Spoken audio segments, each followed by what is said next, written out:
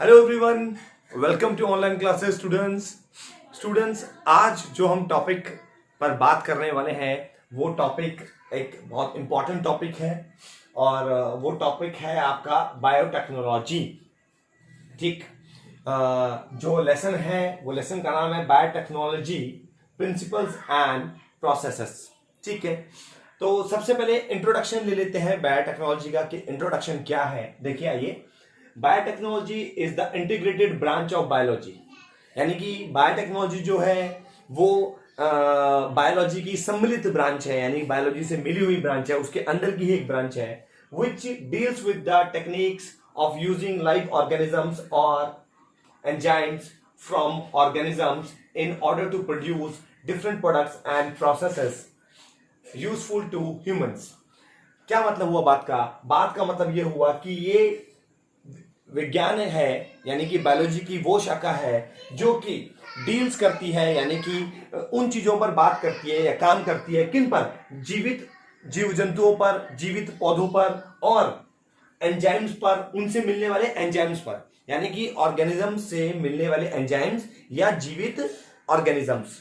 ठीक है, जिनसे बनाते हैं, क्या बनाते हैं, डिफरेंट प्रोडक्ट्स बनाते हैं, यानी अलग अलग प्रकार के प्रोडक्ट्स बना लेते हैं या फिर अलग अलग प्रकार के प्रोसेस बनाते हैं, प्रक्रियाएं बनाते हैं जिनसे प्रोडक्ट बन जाएंगे। वो प्रक्रियाओं को क्रिएट करना भी बायोटेक्नोलॉजी के अंदर ही आता है। ठीक है, and processes useful to humans, और उन कामों का इस्तेमाल इंसान की भलाई में करते हैं।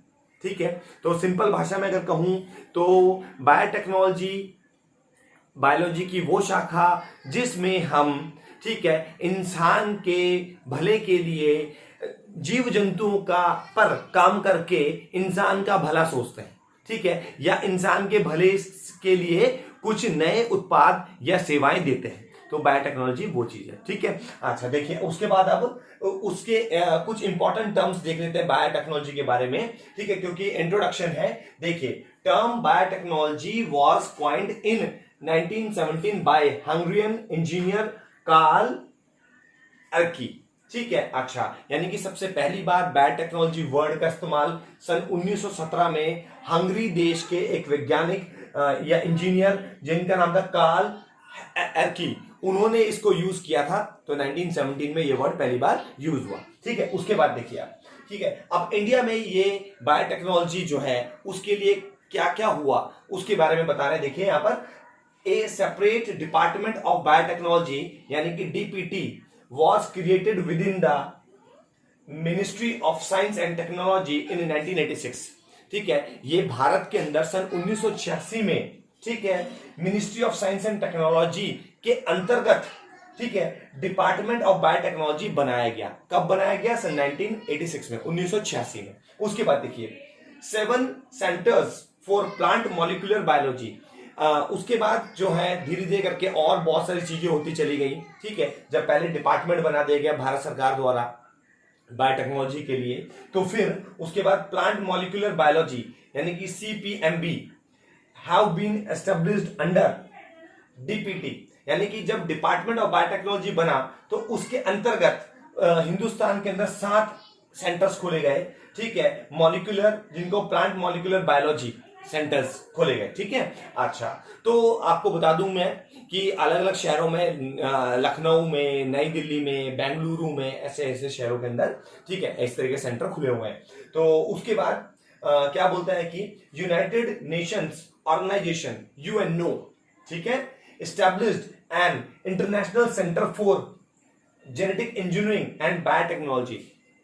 जेनेटिक इंजीनियरिंग भी बायोटेक्नोलॉजी का ही एक ब्रांच होती है। तो बोल रहा है कि जो यूएनओ होता है, यूनाइटेड नेशन ऑर्गेनाइजेशन, ठीक है, उन्होंने भी इंटरनेशनल सेंटर्स बायोटेक्नोलॉजी के या फिर जेनेटिक इंजीनियरिंग के, ठीक है, जिसको कि ICGEB भी कहते हैं, बनाए हैं। ठीक है, जिनमें से जो 2 सेंटर बनाए हैं पूरी दुनिया भर में, जिनमें से एक centre, one of this 2 branches is operating in new Delhi since 1987, जिसमें से जो हमारा यूनाइटेड नेशन ऑर्गेनाइजेशन है, इसने जो बनाया हुआ है international centre for genetic engineering and biotechnology, वो जो है सन 1987 से उनका एक शाखा नई दिल्ली में भी मौजूद है। तो ये थोड़ा सा इंट्रोडक्शन है बायोटेक्नोलॉजी के बारे में। चलिए बात को और आगे बढ़ाते हैं। आइए अब बायोटेक्नोलॉजी की डेफिनेशन, ठीक है, उसके बारे में बात कर लेते हैं। यहां पर हम सिर्फ एक इंपॉर्टेंट डेफिनेशन की ही बात करेंगे जिसके बोर्ड में आने की पॉसिबिलिटी भी रहती है, ठीक है। वैसे तो बायोटेक्नोलॉजी की डेफिनेशन अलग अलग जो साइंटिस्ट हैं या अलग अलग ऑर्गेनाइजेशन हैं उन्होंने दी हुई है, मगर हम जिस डेफिनेशन की बात कर रहे हैं वो डेफिनेशन दी हुई है definition of biotechnology bye European federation of biotechnology, ठीक है। यानी कि EFB ने ये डेफिनेशन दी हुई है, European federation of biotechnology.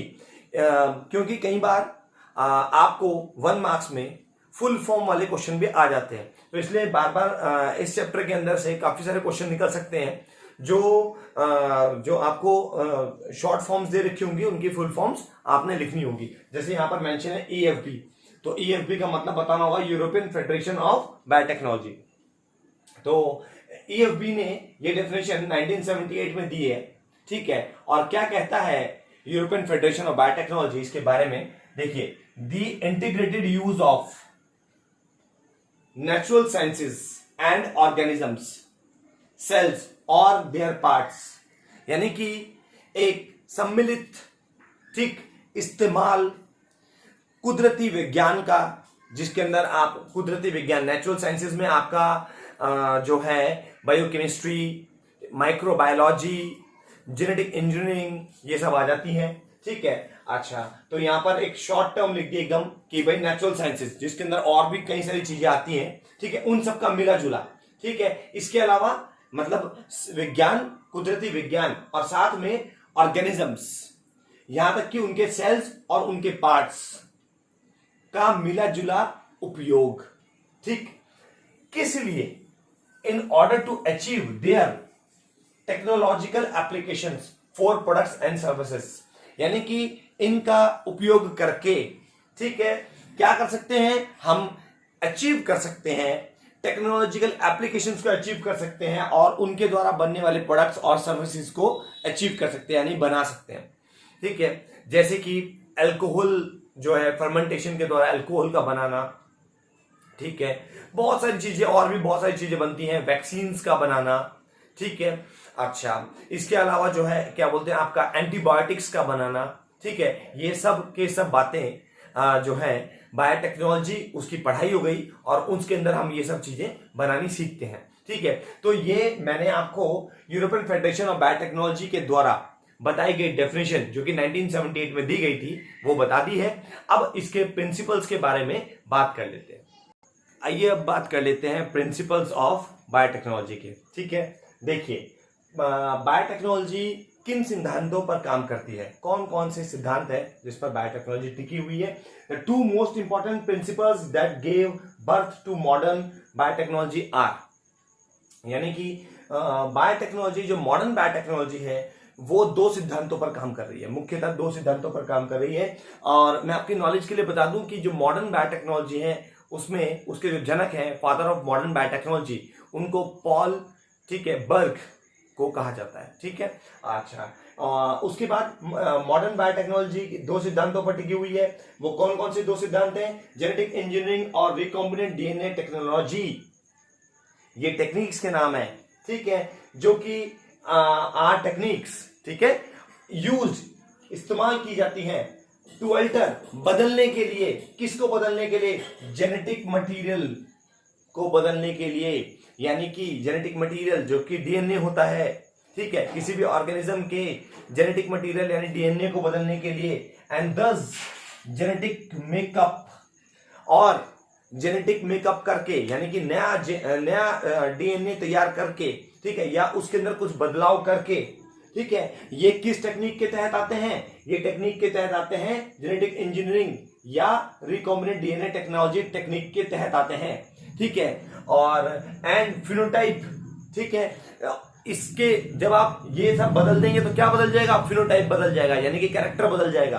Phenotype किसे बोलते हैं? यानी कि जब, जैसे हम बोलते हैं ना कि लंबाई, टॉलनेस और शॉर्टनेस, ठीक है, ये क्या होते हैं? फिनोटाइप, ठीक है, यानी कि बाहरी कैरेक्टर। और जीनोटाइप क्या होते हैं, जो अंदरूनी जीन गए हैं वो जीनोटाइप होते हैं। ठीक है, यहाँ पर क्या बोल रहा है कि फिनोटाइप बदल जाएगा, उसका बाहरी कैरेक्टर बदल जाएगा। ठीक है, क्योंकि आपने क्या बदल दिया, उसका डीएनए यानी कि उसका जेनेटिक मटेरियल बदल दिया। ठीक है, उसके अंदर जेनेटिक मेकअप कर दिया, नया जेनेटिक मटेरियल तैयार कर दिया, या फिर कुछ ना कुछ बदलाव कर दिया। ठीक है, किस टेक्निक के तहत कर दिया, जेनेटिक इंजीनियरिंग और रिकॉम्बिनेंट डीएनए टेक्नोलॉजी के तहत कर दिया। इससे होगा क्या, किसका कर दिया, of the organisms in which the recombinant DNA is introduce, मतलब उस ऑर्गेनिज्म का कर दिया जिसके अंदर आपने रिकॉम्बिनेंट डीएनए इंट्रोड्यूस किया है, यानी कि नया बनाया हुआ डीएनए इंट्रोड्यूस किया है। ठीक है, अच्छा एक्चुअली में होता क्या है, मान लीजिए सपोज करिए ये जेनेटिक मटेरियल है, उदाहरण के तौर पर मान लेते हैं हम।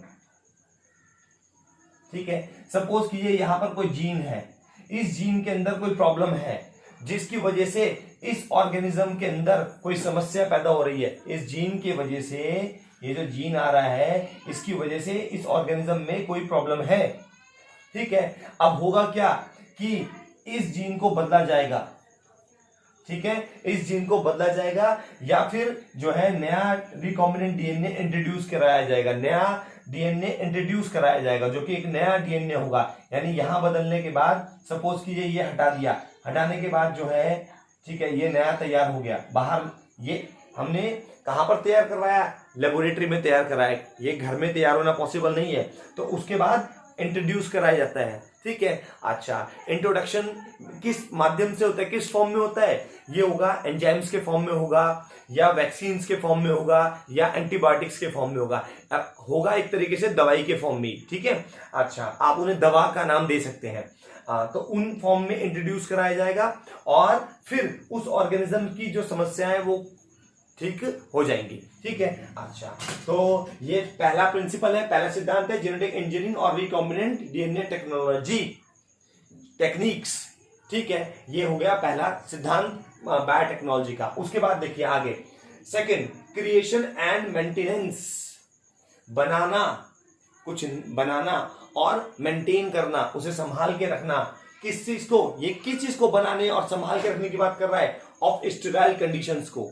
स्टेराइल का मतलब क्या होता है, जहां पर माइक्रोब्स ना हो, यानी कि जिन जगहों पर माइक्रो ऑर्गेनिज्म ना हो, ऐसी कंडीशंस क्रिएट करना जहां पर माइक्रो ऑर्गेनिजम्स नहीं हो। ठीक है, for the processes in which desired microbes and eukaryotic cells can be grown in large quantities for the production of various biotechnological products like enzymes, antibiotics, vaccines, etc. यानी कि कुछ आप कह सकते हो कि बायोटेक्नोलॉजिकल प्रोडक्ट्स, ठीक है, एंजाइम्स, एंटीबायोटिक और वैक्सीन्स बनाने के लिए, ठीक है, स्टेराइल कंडीशंस क्रिएट करना या उनको मेंटेन करना, ये भी बायोटेक्नोलॉजी का ही सिद्धांत है। ठीक है, तो ये बायोटेक्नोलॉजी के सिद्धांत थे, प्रिंसिपल्स थे। तो आज हम लोगों ने बायोटेक्नोलॉजी का इंट्रोडक्शन पढ़ा। ठीक है, कौन कौन से ईयर्स में जो जो इंपॉर्टेंट जो चीजें लॉन्च हुई हैं वो बातें हमने सीखी।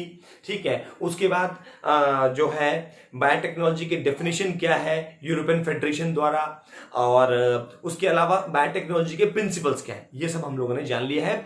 आगे अब हम नेक्स्ट वीडियो में आगे की बात करेंगे। तो आज की वीडियो को हम लोग यहीं एंड कर रहे हैं। Keep watching and keep learning. Thank you very much.